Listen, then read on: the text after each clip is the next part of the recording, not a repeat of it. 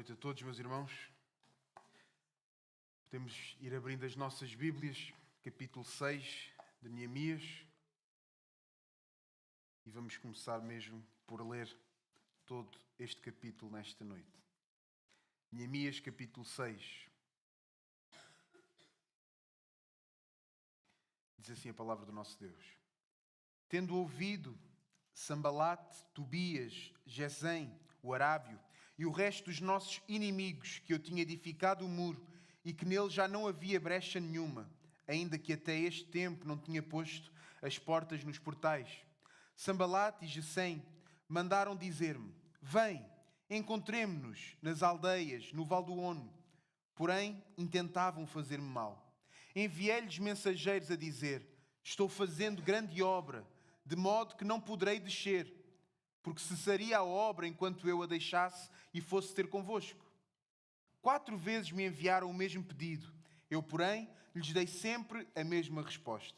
Então, Sambalate me enviou pela 5ª vez o seu moço, o qual trazia na mão uma carta aberta do teor seguinte. Entre as gentes se ouviu, e Gesem diz que tu e os judeus intentais revoltar-vos.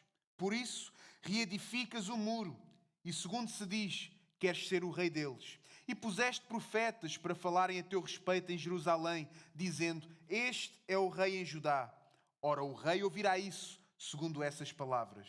Vem, pois, agora e consultemos juntamente. Mandei dizer-lhe: de tudo o que dizes, coisa nenhuma sucedeu. Tu, do teu coração, é que o inventas. Porque todos eles procuravam atemorizar-nos, dizendo: as suas mãos largarão a obra e não se efetuará. Agora, pois, ó Deus, fortalece as minhas mãos. Tendo ido à casa de Semaías, filho de Delaías, filho de Meetabel, que estava encerrado, disse ele: vamos juntamente à casa de Deus, ao meio do templo, e fechamos as portas do templo, porque virão matar-te. Aliás, de noite virão matar-te. Porém eu disse: homem, como eu fugiria? E quem há como eu que entre no templo para que viva? De maneira nenhuma entrarei. Então percebi que não era Deus quem o enviara. Tal profecia falou ele contra mim, porque Tobias e Sambalate o subornaram. Para isto o subornaram, para me atemorizar e para que eu assim viesse a proceder e a pecar, para que tivessem motivo de me infamar e me vituperassem. Lembra-te, meu Deus, de Tobias e de Sambalate no tocante a estas suas obras, e também da profetisa Noadia e dos mais profetas que procuraram atemorizar-me. Acabou-se, pois, o muro aos 25 dias do mês de Elul, em 52 dias. Sucedeu que, ouvindo-o, todos os nossos inimigos temeram todos os gentios nossos circunvizinhos e decaíram muito no seu próprio conceito, porque reconheceram que por intervenção do nosso Deus é que fizemos esta obra. Também naqueles dias, alguns nobres de Judá escreveram muitas cartas que iam para Tobias, e cartas de Tobias vinham para eles, pois muitos em Judá lhe eram ajuramentados, porque era genro de Secanias, filho de Ará, e seu filho Joanã se casara com a filha de Mesulão, filho de Berequias. Também das suas boas ações falavam na minha presença, e as minhas palavras lhes levavam a ele. Tobias escrevia cartas para me atemorizar. Vamos orar, meus irmãos. Deus nosso, tal como te pedimos até aqui, tu possas abrir o nosso coração e transformá-lo de acordo com o coração de Cristo Jesus, o nosso Senhor, Salvador, o nosso tudo, a quem nós devemos tudo, a nossa honra, glória, e também por meio dele que nós nos podemos achegar a ti. Nós oramos. Amém. Podemos tomar os nossos lugares, meus irmãos.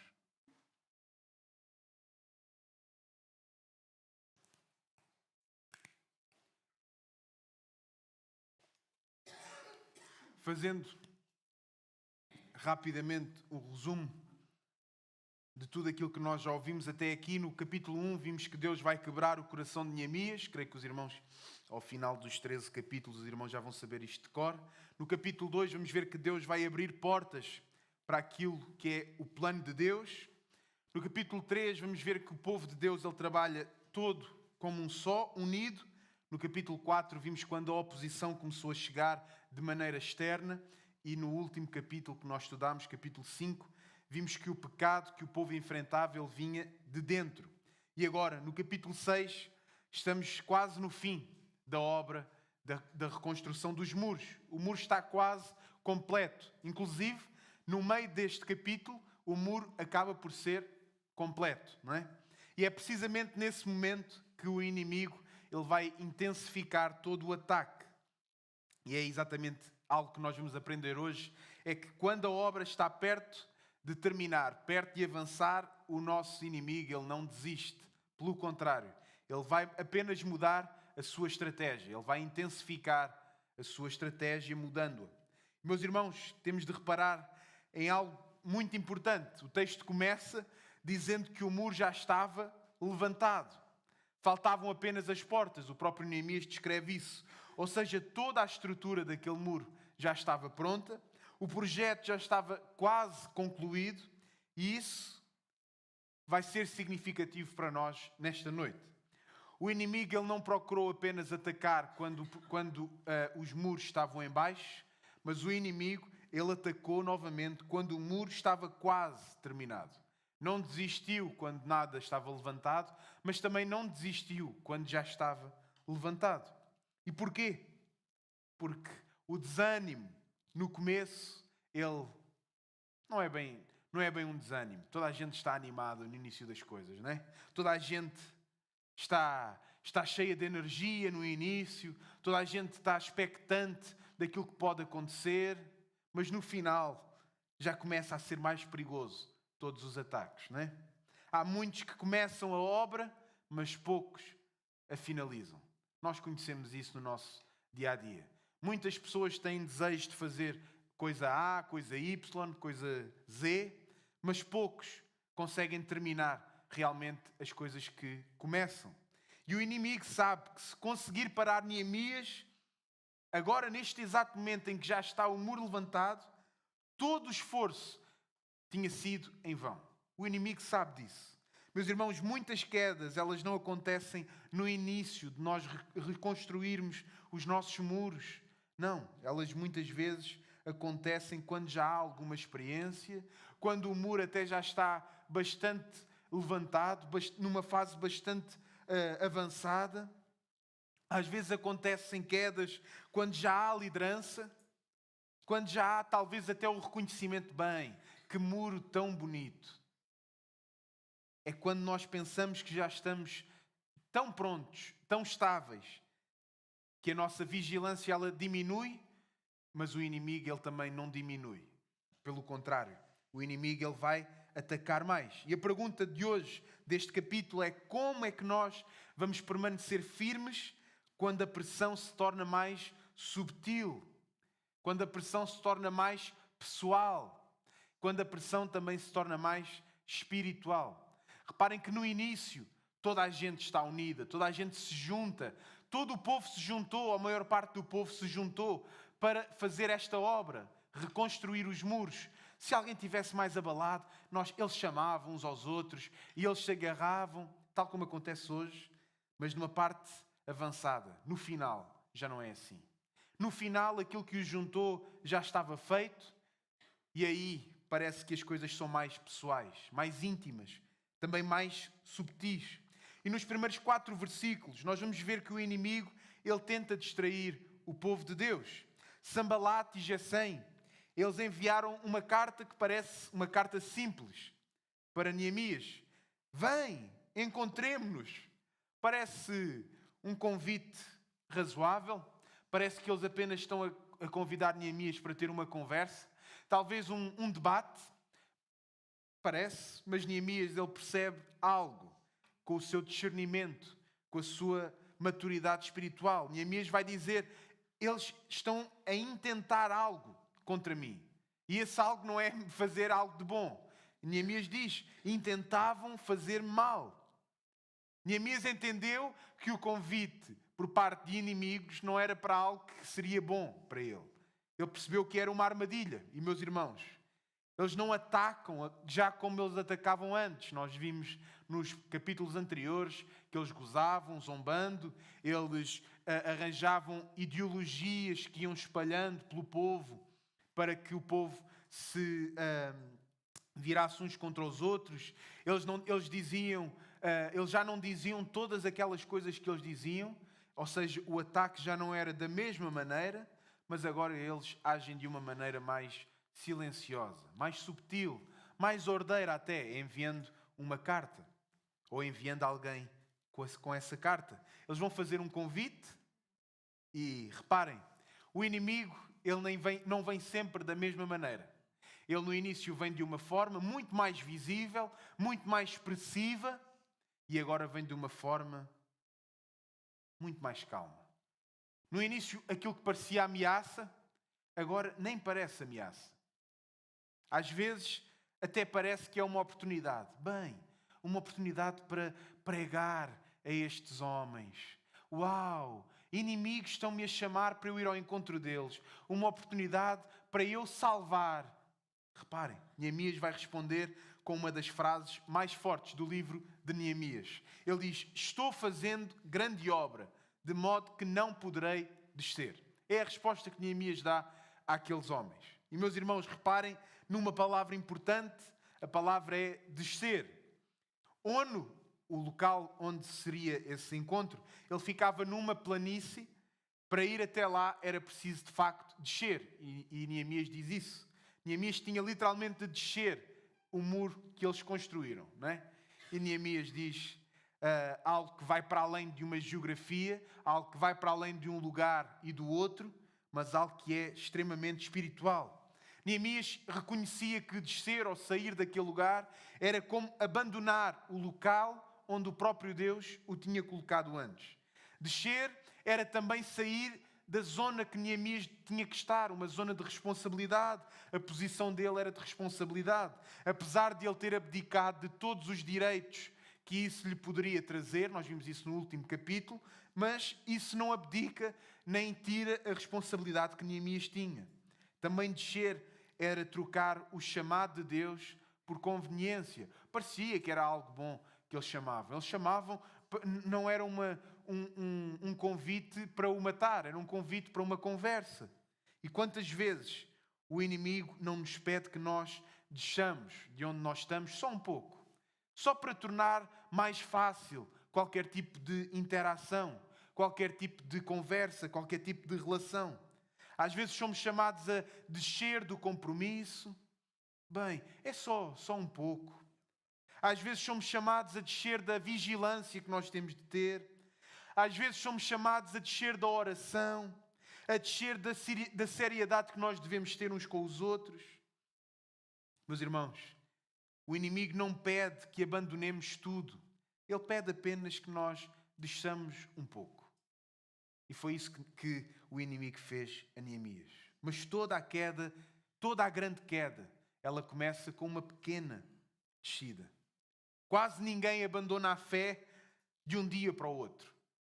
Ninguém faz isso. Alguém que ouviu o Evangelho não abandona a fé de um dia para o outro.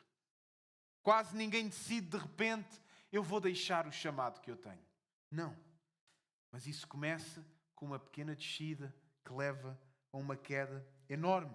As quedas, elas começam com pequenas ideias concebidas que nós interiorizamos de ideias externas, com pequenas distrações. Não digo apenas aquelas distrações do culto, que às vezes crianças fazem barulho e nós olhamos, não é isso que eu me refiro. Mas às vezes prioridades que nós vamos trocando lentamente. Não de um dia para o outro nós fazíamos algo, deixámos de fazer. Não, mas lentamente isso acontece. O inimigo, ele não vai sequer precisar que nós abandonemos o muro. O inimigo não forçou Neemias neste momento a ele abandonar o muro, não. Ele apenas queria que Neemias se ausentasse um momento que seja daquele muro. E reparem, eles vão insistir 4 vezes. Não é nós, bem, eu sou firme, eu já resisti uma vez, eu já estou medicado contra esta doença. Não. Porque quando não conseguem convencer, o que é que eles querem, o que é que eles tentam fazer? É voltar. Eles tentam massacrar a cabeça de Neemias. E a fidelidade, ela não é apenas uma decisão inicial, mas fidelidade é perseverança ao longo do tempo. Mesmo quando as coisas parecem mais complicadas, a fidelidade, ela vê-se aí. Reparem, eles insistem 4 vezes. Raramente nós somos distraídos à primeira tentativa. Raramente. O inimigo sabe que se insistir, muitos vão acabar por ceder. Não por convicção, mas às vezes até por cansaço. Já fui tantas vezes. Bem, então vou só descer um pouco. Não, meus amados. Fidelidade, ela exige uma resistência. Isto não é nada mais, nada menos que foco. Nós temos de ser um povo focado. Já ouvimos diversos exemplos, temos exemplos à nossa volta de que disciplina, foco são fundamentais para o sucesso. São fundamentais para alcançar algum propósito. E se nós vemos isso no mundo secular de hoje em dia, não é diferente no mundo espiritual, na igreja. Reparem que Neemias, ele, em vez de dar uma resposta que nós gostamos de dar, dizer eu não quero. Neemias não diz não quero, Neemias vai dizer não posso. É a resposta de Neemias. Neemias vai dizer não posso. Muitos de nós não diríamos essa resposta. Muitos de nós diríamos eu não quero. Mas porquê? Neemias vai dizer eu não posso porque há um propósito. Eu não posso porque eu tenho que fazer algo. Eu não posso porque a obra que eu tenho é grande demais para ser abandonada por algo inútil, por uma conversa inútil. O problema é que nós nunca podemos, isso é óbvio, nós nunca podemos ceder nem descer um degrau que seja, mas às vezes nós até queremos descer. Por isso a nossa posição não pode ser o não querer. Isso depende de nós. Depende do dia em que nós acordamos, depende do processo em que nós estamos, quer seja no nosso emprego, casa, familiar, na igreja. Depende do momento que nós atravessamos, talvez, às vezes, financeiramente. Não pode ser o não quero. Os nossos quereres, eles são muito vagos, mas tem que ser o não posso. Reparem, eles vão insistir 4 vezes. E Neemias diz, eu não posso. Neemias diz que sempre que eles vinham, Neemias respondia dizendo o mesmo. Eu não posso. E agora nós pensamos, mas será que Neemias até poderia crer? Não é esse o ponto. O ponto é que Neemias dizia, eu não posso. Há momentos em que a fidelidade significa dizer, eu estou a fazer uma obra grande. Eu não posso fazer isso. Eu não posso descer para algo tão inútil quanto isso. Meus amados, nem toda a reunião é necessária. Eles estavam a convocar Neemias para uma reunião que até parecia uma reunião construtiva. Vamos aqui resolver alguns problemas. Tínhamos em mente o último capítulo. Os problemas já estavam a ser internos, uns contra os outros. E o inimigo sabe desses problemas. E parece que o inimigo quer ajudar a resolver problemas. Mas nem toda a reunião ela é necessária. Nem todo o convite é saudável. Por muito intelectual que ele pareça à primeira vista, por muito bem organizado que seja montado, não. Nem toda a conversa merece resposta. Nem toda a conversa merece resposta. Há momentos, como eu dizia, em que nós mostrarmos a fidelidade que nós temos a Deus. É dizer apenas, eu estou numa grande obra. Eu não posso descer, eu não posso perder tempo. E reparem numa coisa, Neemias não diz que é uma obra confortável, que não era, reedificar um muro com instrumentos e materiais que não são os que nós hoje em dia temos à disposição. Ele diz que a obra é grande. Ele ao mesmo tempo não diz que a obra é confortável, mas também não diz que a obra é difícil. Ele diz que a obra é grande. Grande porque é de Deus. Neemias sabia disso. Grande porque não era ideia dele.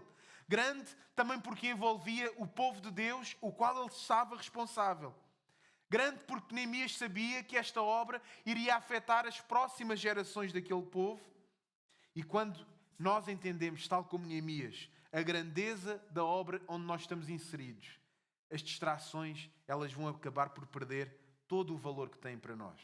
O problema é que muitas vezes, não poucas, nós tratamos a obra de Deus como algo secundário. E é por isso que qualquer convite que chega a nós parece mais urgente do que a obra de Deus. Parece que qualquer convite que chega a nós parece que é uma coisa com um tamanho superior à obra de Deus. Deixem que vos diga, a distração é uma das armas mais eficazes no inimigo. Mais eficazes é a distração. E Neemias sabia disso. Neemias sabia disso. Então, Neemias sabia que a obra era grande demais para ele se distrair com pequenas coisas. Nos versículos 5 ao 9, a estratégia vai mudar. Vamos ver que eles enviam 4 cartas e a resposta de Neemias é a mesma às 4. E depois eles vão enviar uma carta aberta.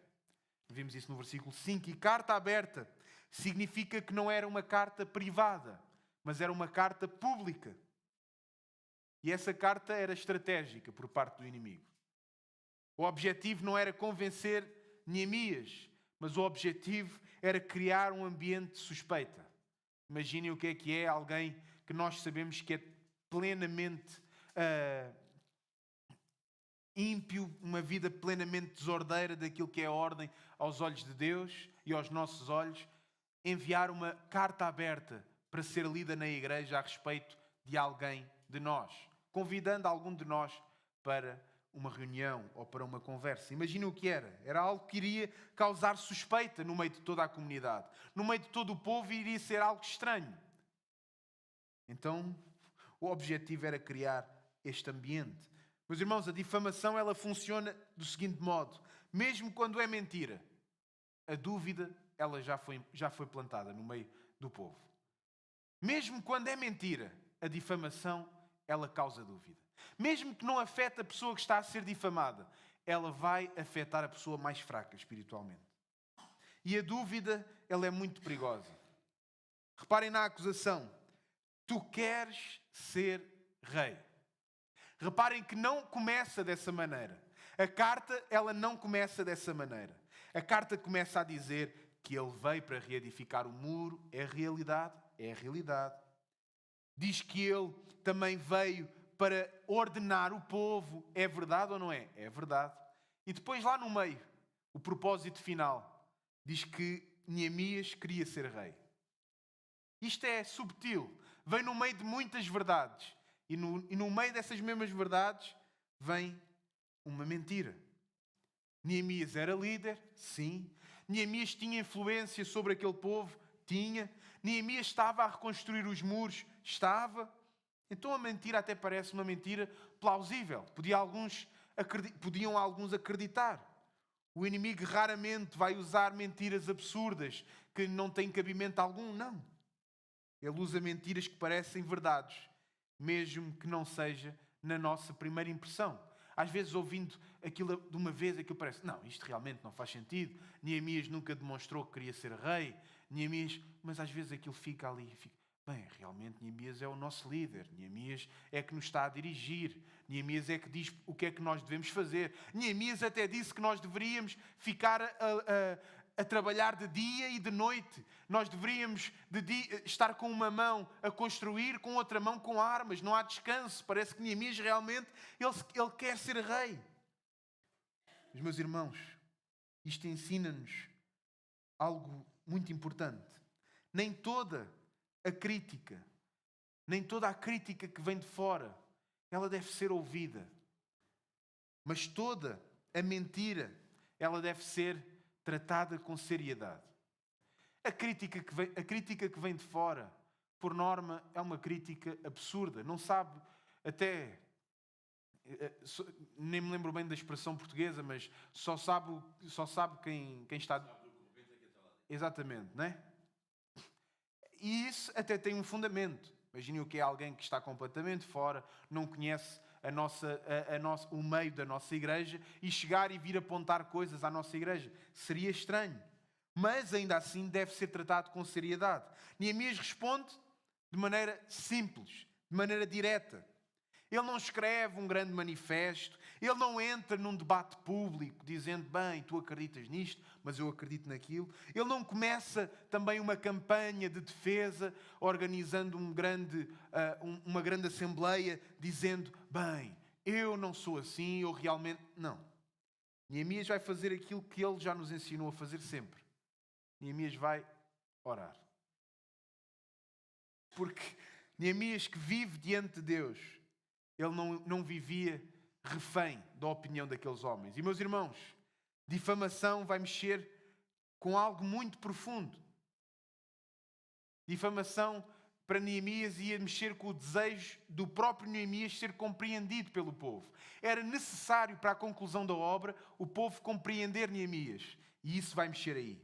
E todos nós queremos que reconheçam a nossa integridade. Todos nós queremos que quando olham para nós, acreditem naquilo que nós dizemos, mas não só no que nós dizemos, mas na nossa postura. Mas Neemias entende algo essencial.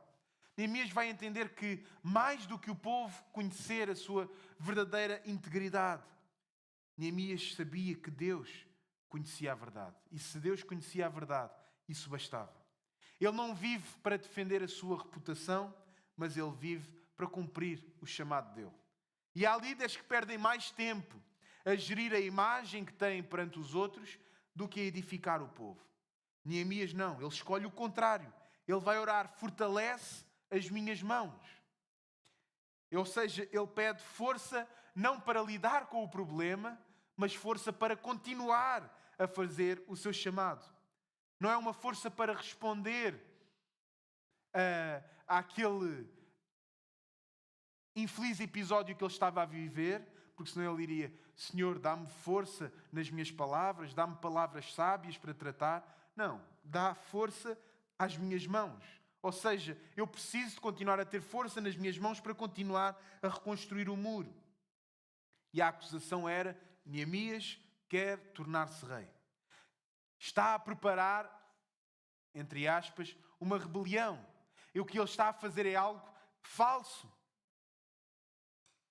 Mas isso vem à tona. E o objetivo, manchar a reputação de Neemias, criar medo àquele povo. Um povo que ouviu da boca de Neemias, confiem em mim, confiem no nosso Deus. Semear a dúvida. E, meus irmãos, mesmo quando não conseguem parar a obra, o inimigo ele vai tentar manchar o obreiro. Quando o inimigo entende que não consegue parar a obra, vê que a obra continua a avançar, parte para o plano B, manchar o obreiro. Neemias vai responder de forma simples. De tudo o que dizes, coisa nenhuma sucedeu. Sem drama, sem discurso longo, sem tentar convencer toda a gente. Não. Depois ele faz o que mais aprendemos neste livro. Ele ora ao nosso Deus dizendo, agora, pois, ó Deus, fortalece as minhas mãos. Maturidade espiritual da parte de Neemias. Ele não gasta a sua energia a defender o seu próprio ego. Ele pede força para continuar a trabalhar. Isto não significa que não doeu a Neemias. A difamação dói, especialmente quando ela é injusta, mas o servo de Deus, ele não vive para proteger a sua própria imagem, mas vive para cumprir o seu chamado. Amém? Se é verdade que reputação é importante, é real, é verdade, mas também é verdade que a missão é maior do que a reputação. Nós devemos ter cuidado com a nossa imagem, com aquilo que nós transparecemos, claro que sim, mas a missão pela qual nós vivemos é maior do que a nossa imagem. Dos versículos 10 ao versículo 14, nós vamos ver que o ataque começa a tornar-se mais subtil. Neemias, depois de recusar os convites, Neemias vai ser convidado agora para algo mais religioso. Vai ser convidado para se esconder onde? No templo. Com o argumento espiritual. Estão a tentar matar-te. Parece prudência, estão a tentar matar-te. O melhor sítio para tu te protegeres é no templo. Parece cuidado para com Neemias. Parece um conselho até piedoso. Mas era pecado. Poderia parecer tudo isso, mas era pecado. Neemias, não sendo sacerdote, ele não poderia entrar naquele lugar. Entrar ali seria desobedecer ao nosso Deus. E reparem na profundidade. O inimigo vai usar linguagem religiosa para tentar levar Neemias a pecar. Isto significa que nem todo o conselho espiritual, e aqueles que estão a escrever metam aspas nisso, nem todo o conselho espiritual ele vem de Deus. Neemias vai responder: homem, como eu fugiria? Neemias sabe quem é. Ele sabe o seu chamado. Ele sabe os seus limites que o próprio Deus lhe estabeleceu. E esta firmeza de Neemias não é uma firmeza como se fosse uma firmeza frágil, fraca, uma firmeza que parece que chega a uma hora que ele está sendo quase morto, pelo que eles dizem, e ele não faz nada, não. De todo que é fraca. É uma firmeza com discernimento. Nem todo o conselho que fala de segurança vem de Deus. Nem todo o medo é sabedoria. Reparem, às vezes o medo, não, vamos ser cautelosos. Nem todo o medo é sabedoria. Nem todo o conceito de segurança vem de Deus. Nem toda a cautela naquilo que nós queremos fazer é sinónimo de fé. Não. Às vezes nós queremos proteger a nossa própria vida. Pode significar nós desobedecermos ao chamado de Deus. E este vai ser o ataque mais perigoso de todo o capítulo. Porque agora o inimigo vai usar a linguagem e vai usar também alguém de dentro. Semaías, ele vai se apresentar como profeta, e isto já não é uma posição externa, é algo interno. E reparem na estratégia: vamos esconder-nos no templo. Bem, que espiritualidade incrível. O argumento é incrível. O local é incrível.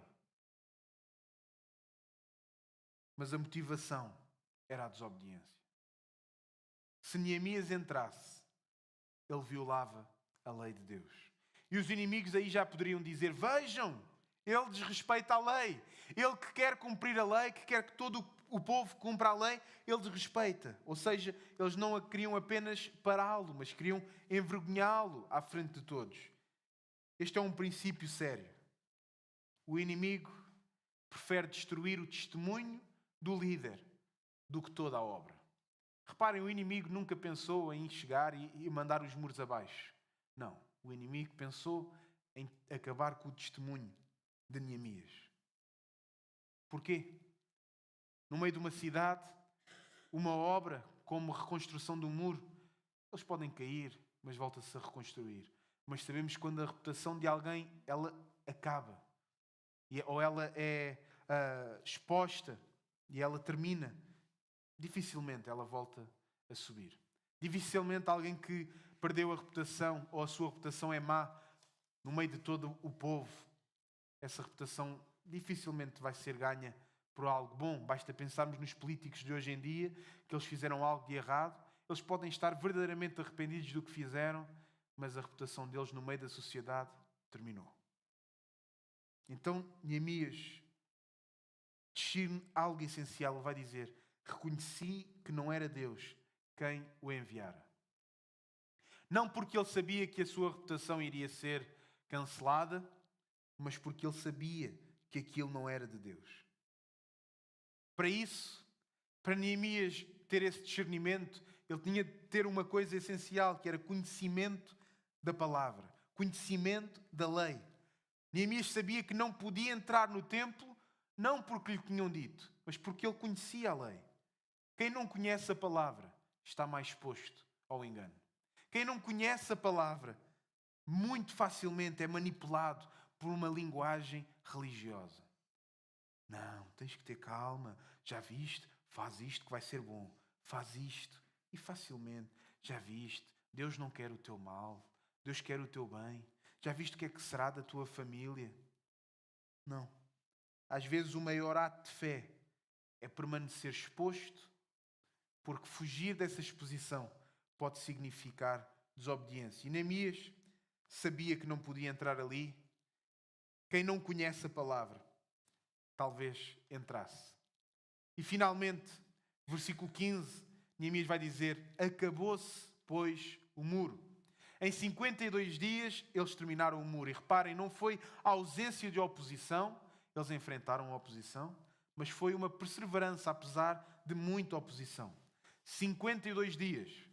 Não foi um entusiasmo durante os 52 dias, foi disciplina, como nós falávamos ao início. Foram dias de medo que eles tiveram, foram rumores que surgiram no meio do povo, foram ameaças, mas ainda assim eles continuavam a reconstruir o muro. E reparem, a maior parte da obra de Deus não é feita em momentos extraordinários, onde tudo é cor-de-rosa, tudo é perfeito. Não. É feita em dias comuns, dias com dificuldades, dias mais alegres, dias mais tristes. Mas a fidelidade diária, ela conseguiu construir aqueles muros que ataques extraordinários jamais poderiam derrubar. O texto vai dizer: reconheceram que por intervenção do nosso Deus é que fizemos esta obra. O povo, ele ser perseverante na obra de Deus, vai até mostrar ao inimigo que somente com a força do nosso Deus é que nós o podemos fazer. Até os inimigos perceberam quem é que estava por trás de tudo. Quando a obra é de Deus, meus irmãos, não há oposição, difamação, nem sequer distração que possam impedir a obra. Pode até impedir alguém de continuar a fazer parte dessa obra, mas a obra, ela não é impedida. Não foi um milagre de um dia para o outro o muro estava reconstruído, não. Foram pedras levantadas enquanto havia dúvidas, enquanto havia dor, enquanto havia ameaça. Famílias que trabalhavam com medo, nós vimos isso. Noites mal dormidas. E quando termina o texto não diz: viram como Neemias era competente. Viram como Neemias conseguiu liderar aquele povo. Não. Diz: reconheceram que por intervenção do nosso Deus. Reparem, o próprio inimigo, percebeu que o grande mestre da reconstrução não foi o próprio Neemias, mas foi sim o nosso Deus. E se a obra termina, se a obra do nosso Deus ela chega ao seu fim, ao seu propósito, ao término, e o nome exaltado é o do homem, algo estava errado. A obra não foi feita como deve ser, ou a obra não era aquela, mas quando Deus está na obra, até os inimigos vão entender tudo isso. E mesmo com o muro terminado, haviam cartas a serem trocadas, influências internas, compromissos. Ou seja, a vigilância ela não termina quando a obra termina. A batalha ela continuava. Nós vimos isso no final do capítulo 15, no final do capítulo 6, quando vemos ali o versículo 17 a 19, mais ou menos. Vamos ver que o muro terminou, mas toda aquela influência dos inimigos, eles continuavam a tentar intervir. E Tobias, que tinha ligações familiares com Jerusalém, compromissos, muita confusão. Mas, meus irmãos, há um aviso sério que nós temos de ver. No início, nós vimos que as coisas vinham de fora, todas essas ameaças. Depois vimos que as ameaças já vinham uns com os outros. Hoje já voltámos a ver que as ameaças vinham novamente de fora. E no final do capítulo 6, vamos ver que há ameaças novamente internas. Que significa que nem toda a ameaça ela vem de fora, mas às vezes vem de mau discernimento de quem está por dentro. Uma igreja ela pode ter uns muros muito fortes, mas pode ter umas alianças muito fracas uns com os outros. E alianças erradas, fracas, elas vão acabar por desmoronar todo o muro, lentamente. Vigilância espiritual nunca termina. Neemias, ele vai enfrentar distração, difamação, armadilha, tudo isso. Hoje em dia, nós vamos continuar a enfrentar tudo isso. Difamação, distração, vamos ter armadilhas, vamos ser acusados muitas vezes injustamente, mas nada disso nós temos, em nada disso nós achamos que isso só acontece connosco. Cristo vai enfrentar todas essas coisas num nível, num grau infinitamente superior ao que nós ouvimos. Neemias, ele ouviu: vem proteger-te. Para a igreja, para o templo, vem proteger-te. Jesus, o que ele ouviu foi: vem proteger-te. E o que é que era a proteção para Jesus? Desce dessa cruz. Aquilo que era de proteção para Neemias, ele ser colocado num templo, iria deixar o povo exposto a tudo aquilo que era de mal. Aquilo que o nosso Senhor e Salvador ouviu na cruz, desce dessa cruz, iria também deixar todo o povo exposto ao pecado. O nosso Deus, Ele é perfeito, Ele faz todas as coisas de maneira perfeita, e às vezes nós pensamos, bem, no Antigo Testamento Jesus ainda não tinha vindo a esta terra. Felizmente nós, inclusive as nossas crianças mais pequenas, até já sabem que o nosso Senhor Jesus, Ele já era Deus antes de vir a esta terra, não é? Então, Jesus poderia ter descido, mas se Ele tivesse descido, nenhum de nós estaria aqui hoje. Nenhum daqueles homens em Jerusalém tinha a sua salvação consumada, se não fosse Jesus permanecer. Por isso, meus irmãos, Neemias capítulo 6 não fala apenas de oposição novamente, mas fala sobre a perseverança que o povo de Deus tem, principalmente Neemias. Então é sobre nós permanecermos no lugar quando seria mais fácil sairmos desse lugar. O nosso país ainda nos deixa nós podermos reunir-nos, louvarmos, ouvirmos a palavra, mas temos irmãos nossos que eles, onde mostram o seu amor ao nosso Deus, é permanecer firmes num lugar onde é mais fácil fugir dele. E isso vai acontecer connosco. Pode não acontecer no contexto de igreja, mas talvez pode acontecer no contexto oposto. Tu às vezes preferes manter-te em lugares porque é mais fácil manter-te do que fugires deles. Reparem que nós não podemos estar em dois sítios ao mesmo tempo, não temos essa capacidade, não é um dos atributos transmissíveis do nosso Deus. Não podemos estar em mais do que um lugar ao mesmo tempo. A nossa mente também não consegue estar em mais do que um lugar ao mesmo tempo. Nós podemos estar aqui e a nossa mente estar noutro lugar, tal como nós podemos estar noutro lugar e a nossa mente estar aqui, mas deixem-me que vos diga, ninguém consegue estar em dois sítios. Talvez tu entres aqui e a tua mente não entrou. Talvez tu diariamente queres entrar aqui e a tua mente não consegue. Então, Neemias 6 ensina-nos que ser perseverante não depende de nós, depende de Deus. Depende de permanecer no lugar quando seria mais fácil descer. Lembrem-se de Neemias. Ele poderia ter descido apenas um pouco. Talvez nós, tantas vezes, já descemos apenas um pouco. Mas é sobre nós mantermos íntegros quando é mais fácil ou mais seguro até para a nossa vida nós cedermos. É continuar quando todos os ataques parecem pessoais. Parece, bem, isto é tudo contra mim. E a pergunta final não é apenas se nós estamos focados na nossa obra. Não. A pergunta é, o que é que ainda hoje nos faz descer, nem que seja só um pouco? Será que é o medo? Será que é a crítica? Será que é o cansaço? Será que é o desejo da aprovação? O que é que ainda hoje nos faz descer um pouco? Deixa-me que te diga, se tu pensas, bem, nada me faz descer, tu estás completamente descido, não é? Ainda não subiste nem um pouquinho. Alguma coisa tem que te fazer descer. Mas pensa nisso. O quê? Pede a Deus. A obra de Deus não se faz a descer. A obra de Deus é olhando para cima. Não é olhando de cima para baixo, mas é olhando de baixo para cima. Cristo, Ele não desceu da cruz. Mas Cristo da cruz, Ele olhou por nós. Ele poderia ter descido, mas Ele decidiu não descer. E porque Ele permaneceu naquela cruz, todos nós hoje podemos ter salvação.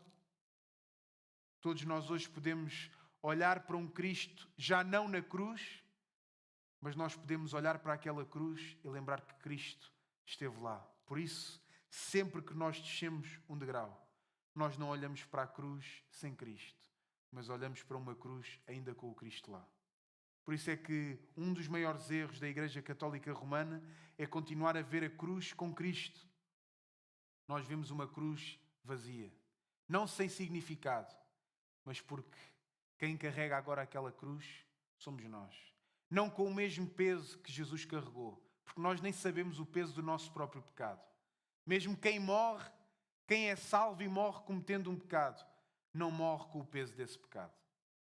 Um salvo, ele jamais carregará essa dor. Mas ainda assim nos lembremos disso. Amém, meus irmãos?